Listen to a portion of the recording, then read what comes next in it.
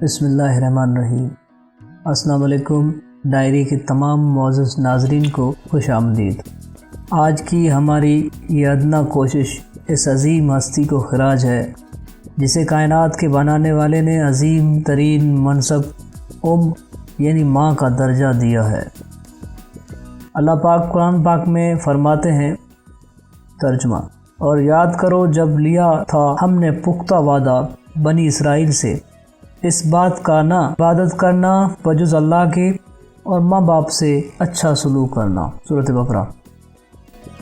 جی ہاں، آج ہم خراج پیش کرنے جا رہے ہیں رب کی ان خاص نعمتوں میں سے ایک نعمت ماں کو۔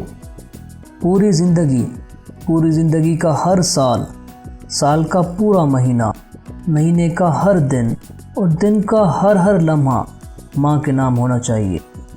کوئی ایک دن نہیں، سال نہیں، بلکہ صدیاں بھی کم پڑ جائیں اگر لکھنے والا لکھتا رہے، سننے والے سنتے رہیں۔ ماں کی عظمت پر کچھ لکھنا سمندر کو کوزے میں بند کرنے کے مترادف ہے۔ ماں دنیا کا وہ ٹھنڈا لفظ جس کو سوچتے ہی دل کو ٹھنڈک اور سکون کا احساس ہوتا ہے۔ ماں شفقت، خلوص اور قربانی کا دوسرا نام ہے۔ ماں ایک ایسی مخلص دوست ہوتی ہے جو کبھی دھوکہ نہیں دیتی۔ وہ عظیم ہستی ہے جو خود تو دنیا کی ہر مشقت اور تکلیف آسانی سے برداشت کر لیتی ہے، لیکن اپنے بچوں پر اس کا سایہ تک پڑنے نہیں دیتی۔ ماں ایک دعا ہے جو ایک محافظ کی طرح ہمیں ہر مصیبت سے بچاتی ہے۔ خالق کے بعد ماں ہی وہ ہستی ہے جو ہمیں مکمل انسان بناتی ہے۔ ماں ایک پھول ہے، رحمت ہے، راحت ہے، برکت ہے، حوصلہ اور ہمت ہے، محبت اور انسیت ہے۔ ماں کی عظمت کا اندازہ تو دیکھو، اللہ پاک نے صفا مروہ کو حج کا رکن بنا دیا۔ حدیث شریف ہے، ایک بار ایک صحابی حضور نبی کریم صلی اللہ علیہ وآلہ وسلم کی خدمت میں حاضر ہوئے اور عرض کیا، یا رسول اللہ صلی اللہ علیہ وسلم، میں نے اپنی ماں کو اپنے کاندھوں پر بٹھا کر حج کروایا ہے، کیا میں نے ماں کا حق ادا کر دیا؟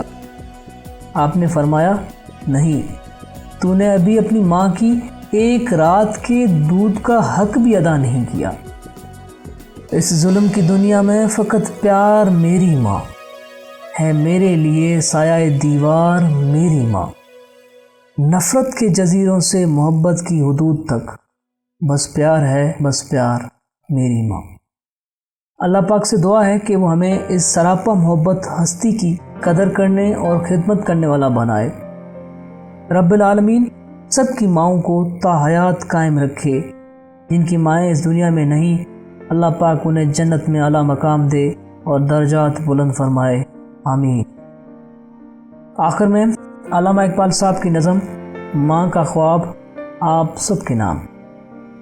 میں سوئی جو ایک شب تو دیکھا یہ خواب، بڑا اور جس سے میرا اضطراب، یہ دیکھا کہ میں جا رہی ہوں کہیں، اندھیرا ہے اور راہ ملتی نہیں، لرزتا تھا ڈر سے میرا بال قدم کا تھا دہشت سے اٹھنا محال، جو کچھ حوصلہ پا کے آگے بڑھی تو دیکھا قطار ایک لڑکوں کی تھی، زمرد سی پوشاک پہنے ہوئے، دیے سب کے ہاتھوں میں جلتے ہوئے، وہ چپ چاپ تھے آگے پیچھے رواں، خدا جانے جانا تھا ان کو کہاں، اسی سوچ میں تھی کہ میرا پسر مجھے اس جماعت میں آیا نظر، وہ پیچھے تھا اور تیز چلتا نہ تھا، دیا اس کے ہاتھوں میں جلتا نہ تھا،